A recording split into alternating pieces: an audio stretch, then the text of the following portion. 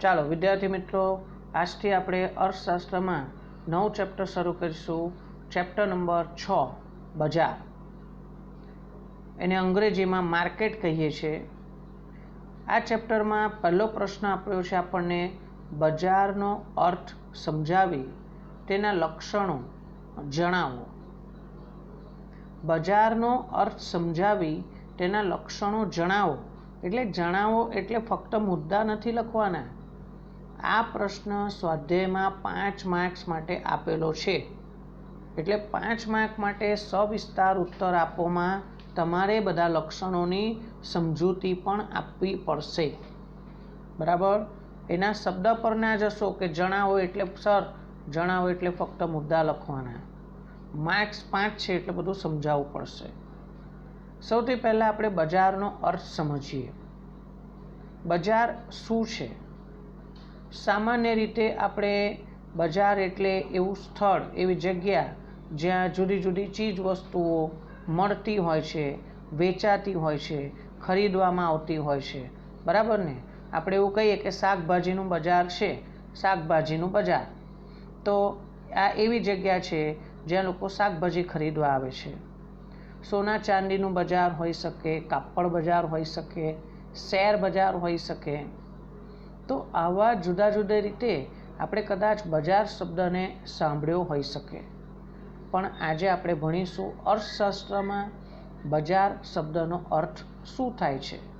જવાબ: જો 1 માર્ક માટે પૂછાય બજારનો અર્થ આપો તો આ અર્થ લખીશું: અર્થશાસ્ત્રમાં વસ્તુ કે સેવાના ખરીદ વેચાણના હેતુથી.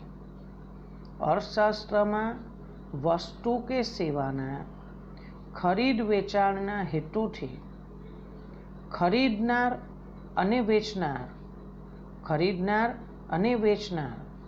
એકબીજાના પ્રત્યક્ષ કે પરોક્ષ સંપર્કમાં આવે છે તે વ્યવસ્થાને બજાર તરીકે ઓળખવામાં આવે છે. ફરીથી, અર્થશાસ્ત્રમાં વસ્તુ કે સેવાના ખરીદ વેચાણના હેતુથી ખરીદનાર અને વેચનાર એકબીજાના પ્રત્યક્ષ કે પરોક્ષ સંપર્કમાં આવે તે વ્યવસ્થાને આપણે બજાર તરીકે ઓળખીએ છીએ. પ્રોફેસર સેમ્યુઅલસન બજારનો અર્થ અથવા બજારની વ્યાખ્યા આપતા કહે છે કે બજાર એટલે એક એવી કાર્યપ્રણાલી કે જ્યાં ખરીદનાર અને વેચનાર વસ્તુ અને સેવાની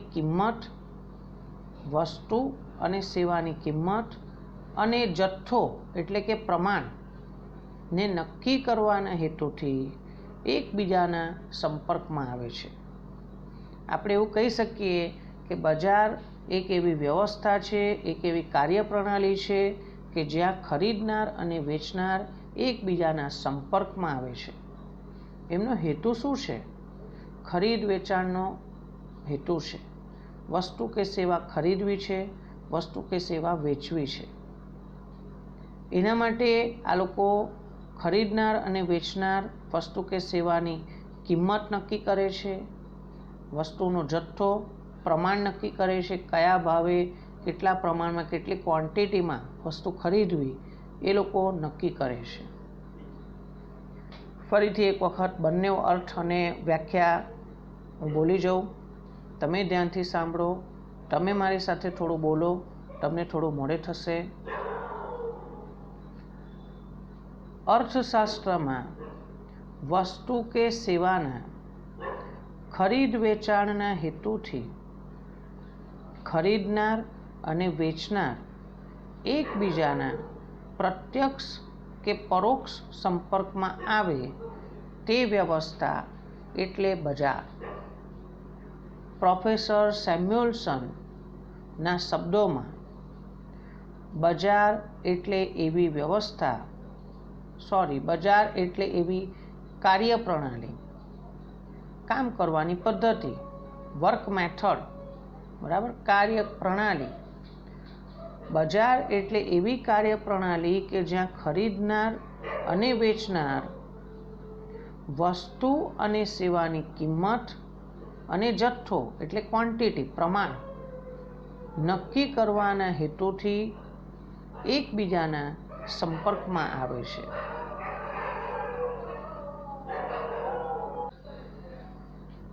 બજારના ઘટકો અથવા તો બજારના લક્ષણો.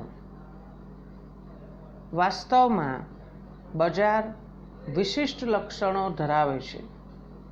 વાસ્તવમાં બજાર વિશિષ્ટ લક્ષણો ધરાવે છે, જે પૈકી અગત્યના લક્ષણો અથવા ઘટકો નીચે મુજબ છે.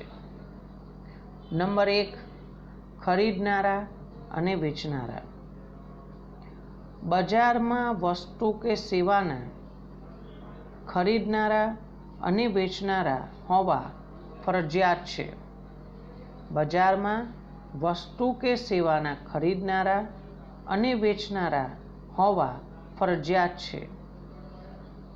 તેઓ દ્વારા જ પોતાના અંગત હેતુસર, તેઓ એટલે ખરીદનારા અને વેચનારા દ્વારા જ પોતાના અંગત હેતુસર જે વિનિમય કરવામાં આવે છે, જે લેવડ દેવડ કરવામાં આવે છે, તેને ખરીદ વેચાણની પ્રક્રિયા કહેવામાં આવે છે. ફરીથી, ખરીદનાર અને વેચનાર પોતાના અંગત હેતુસર જે વિનિમય કરે છે, તેને ખરીદ વેચાણની પ્રક્રિયા કહે છે. અહીં બજારમાં વેચનારનો હેતુ શું હોય છે? વેપારીનો હેતુ શું હોય છે? આપણે શીખ્યા હોઈશું ને. કોઈ પણ ધંધાનો મુખ્ય હેતુ શું હોય છે? નફો કમાવાનો હોય છે. તો બજારમાં વેચનારનો ઉદ્દેશ મહત્તમ નફો મેળવવાનો હોય છે. અને ખરીદનારનો હેતુ શું હોય છે? ખરીદનારનો હેતુ વસ્તુમાંથી મહત્તમ સંતોષ પ્રાપ્ત કરવાનો છે. ફરીથી, વેચનારનો ઉદ્દેશ અથવા વેચનારનો હેતુ મહત્તમ નફો મેળવવાનો છે, જ્યારે ખરીદનારનો હેતુ પોતે જે વસ્તુ ખરીદે છે, પોતે જે વસ્તુ વાપરવાનો છે, તેમાંથી એને મહત્તમ સંતોષ મળવો જોઈએ. નંબર 2, વસ્તુઓ કે સેવાઓ. બજારમાં માંગ પામતી હોય, એટલે જે ખરીદવામાં આવતી હોય અને વેચાણ થતી હોય તેવી વસ્તુઓ કે સેવાઓ હોવી જરૂરી છે. એનું ભૌતિક સ્વરૂપે અસ્તિત્વ હોવું જરૂરી છે. બજારમાં માંગ પામતી હોય, લોકો ખરીદવા માંગતા હોય, બરાબર, અને વેપારીઓ એને વેચવા માંગે છે. બજારમાં માંગ પામતી હોય અને વેચાણ થતી હોય એવી વસ્તુઓ કે સેવાઓ હોવી જરૂરી છે. બજારમાં ઉત્પાદક કે વેચનાર પોતાનો નફો મહત્તમ કરવાના આશયથી, દરેક ઉત્પાદક કે દરેક વેપારીનો હેતુ એ જ હોય છે કે એને વધારેમાં વધારે નફો મળે. તો આ મહત્તમ નફો મેળવવા માટે શું કરે છે? વસ્તુઓ કે સેવાઓના વિભિન્ન પ્રકારો અને સ્વરૂપો બહાર પાડે છે. આપણે એવું સમજી શકીએ કે એના વસ્તુના જુદા જુદા મોડેલ બહાર પાડે છે, વેરાયટી હોય છે, જુદા જુદા કલર હોય, જુદી જુદી ડિઝાઇન હોય, બરાબર ને, જુદા જુદા નાના મોટા પેકિંગ હોય. તો એ પ્રમાણે વસ્તુમાં વિભિન્નતા લાવે છે, વેરાયટી હોય છે. મોબાઈલ બનાવતી કંપની મોબાઈલ બહાર પાડે, મોબાઈલ નવો લોન્ચ કરે, તો એ મોડેલમાં કંઈક નવીનતા હોય છે, વિભિન્નતા હોય છે, કંઈક ડિફરન્સ હોય છે. મોટર કાર બનાવતી કંપની જ્યારે મોટરનું નવું મોડેલ બહાર પાડે છે, તો એ અગાઉના મોડેલ કરતાં કલર, એની ડિઝાઇન, ટેકનિક બધી રીતે અલગ હોય છે. કંઈક તો ડિફરન્સ હોવો જોઈએ. અને એ રીતે આપણે ખરીદનારાઓને આપણી વસ્તુ ખરીદવા માટે આકર્ષવાના છે. એટલે વેપારીઓ, ઉત્પાદકો શું કરે છે? તમે ખરીદનારાઓને આકર્ષો તમારી વસ્તુ ખરીદવા માટે. જો ખરીદનાર તમારી વસ્તુ ખરીદશે તો જ તમને નફો થવાનો છે, બરાબર ને? એટલે વેચનારાઓ કે ઉત્પાદકો પોતાનો મહત્તમ નફો મેળવવો હોય તો એ લોકો શું કરે છે? વસ્તુ કે સેવાના વિભિન્ન પ્રકારો અને સ્વરૂપો બહાર પાડે છે તથા તે વસ્તુઓ અને સેવાઓ પ્રત્યે ખરીદનારાઓને આકર્ષે છે. ખરીદનારાઓ વસ્તુ કે સેવાઓના ઉપયોગથી મહત્તમ સંતોષ પ્રાપ્ત થાય તે મુજબ ખરીદી કરે છે. ખરીદનારાઓ પોતે જ્યારે વસ્તુ ખરીદે છે તો એવું જોશે કે હું આ વસ્તુ ખરીદીશ અને વાપરીશ તો મને મહત્તમ સંતોષ મળશે કે નહીં. ખરીદનારાઓ વસ્તુ કે સેવાઓના ઉપયોગથી, ઉપભોગથી, ઉપભોગ કરવો એટલે વપરાશ કરવો, કન્ઝમ્પશનથી મહત્તમ સંતોષ પ્રાપ્ત થાય તે મુજબ ખરીદી કરે છે. આમ આ બજારના લક્ષણોનો બીજો પોઈન્ટ છે વસ્તુઓ કે સેવાઓ. એના પછી આવે છે પોઈન્ટ નંબર 3, સંપર્ક, કોન્ટેક્ટ.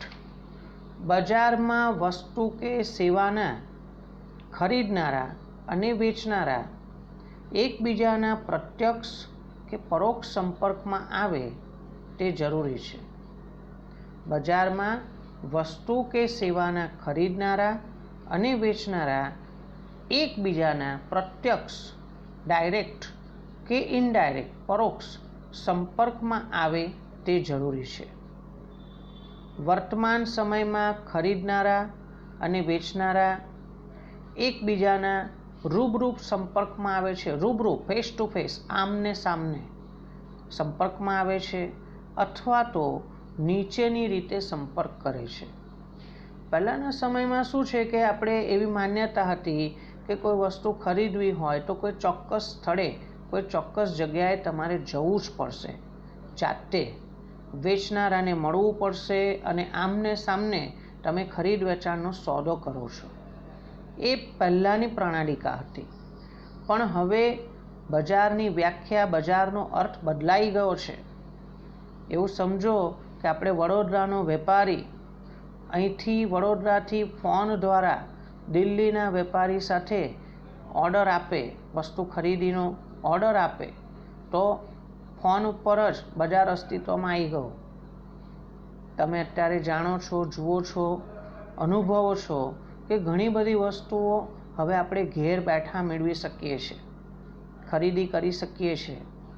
જુદી જુદી વેબસાઇટોનો ઉપયોગ કરીએ છીએ, ઓનલાઈન ખરીદી કરી શકીએ છીએ.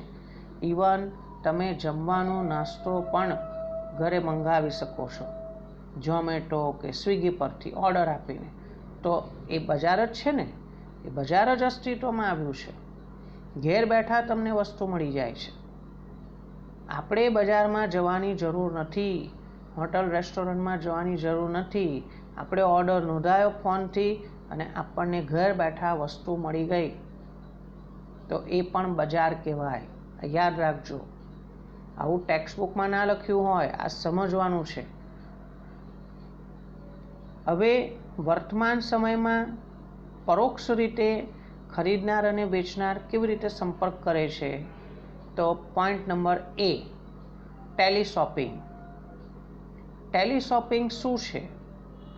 તો ટેલિશોપિંગમાં તેઓ એટલે કે ખરીદનારાઓ શું કરે છે?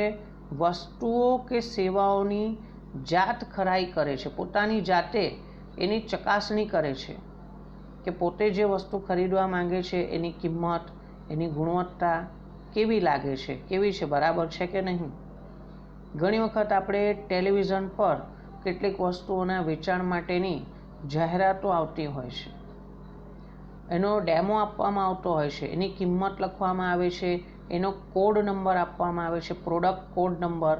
આપણે એની સાથે ટીવીની જે સ્ક્રીન હોય છે ટીવીનો, એના ઉપર ખૂણામાં કે કોઈક જગ્યાએ ફોન નંબર આપ્યો હોય છે કે તમારે આ વસ્તુ ખરીદવી હોય તો અત્યારે જ આ નંબર ડાયલ કરો. આપણે ધારો કે નાપતોલ, એના પર આપણે જાહેરાત જોઈએ તો, અથવા ટેલિશોપિંગ નેટવર્ક પર તો વસ્તુનો ડેમો આપણને આપવામાં આવતો હોય છે, એ વસ્તુ આપણને યોગ્ય લાગે તો આપણે એનો કોડ નંબર ટેલિફોનથી વસ્તુનો ઓર્ડર આપીને નોંધાવીએ છીએ અને આપણને ઘર બેઠા વસ્તુ મળી જાય છે. ટેલિફોન દ્વારા વસ્તુની ખરીદી કરો તો ટેલિશોપિંગ કહેવાય. વસ્તુઓ કે સેવાઓની જાત ખરાઈ કરીને ટેલિફોન દ્વારા વસ્તુ કે સેવાની ખરીદીના ઓર્ડર આપે છે. કોણ? ખરીદનારા. અહીં આપણે વેચનારાને મળવાની જરૂર જ નથી. એનો પ્રોડ્યુસર કોણ છે, એનો વેચનાર કોણ છે, જોવાની પણ જરૂર નથી. ઘેર બેઠા આપણને વસ્તુ મળી જાય છે. પરોક્ષ વેચાણ કહેવાય. એકબીજાનો પરોક્ષ સંપર્ક થયો. બીજો છે ઓનલાઈન શોપિંગ. આજના આધુનિક યુગમાં હવે આપણે ઇન્ટરનેટના માધ્યમથી જે તે વસ્તુ કે સેવાના વેચનારની વેબસાઇટ પર જઈને વસ્તુઓ કે સેવાઓની પસંદગી કરીએ છીએ અને તે મુજબ વસ્તુ કે સેવાની ખરીદીના ઓર્ડર આપીએ છીએ. ઇન્ટરનેટના માધ્યમથી જે તે વસ્તુ કે સેવાના વેચનારની વેબસાઇટ પર જવાનું. ધારો કે આપણે મોબાઈલ ફોન ખરીદવા છે, કપડાં ખરીદવા છે, શૂઝ ચપ્પલ ખરીદવા છે વગેરે, તો આપણે એમેઝોન છે, ફ્લિપકાર્ટ છે, હોમ શોપ 18 છે વગેરે વેબસાઇટનો ઉપયોગ કરી શકીએ છીએ.